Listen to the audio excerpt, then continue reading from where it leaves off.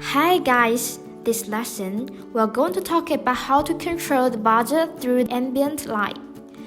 Firstly, connect light sensor to I/O22, I/O24 interface of Raspberry Pi expansion board.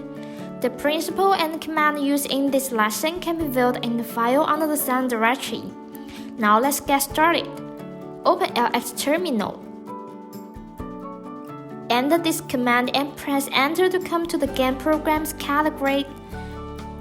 Please know that you must be pay attention to case sensitivity and can fill in keyword with tab key. Then enter the following command and then press enter to start the game. Okay, let's look at the performance.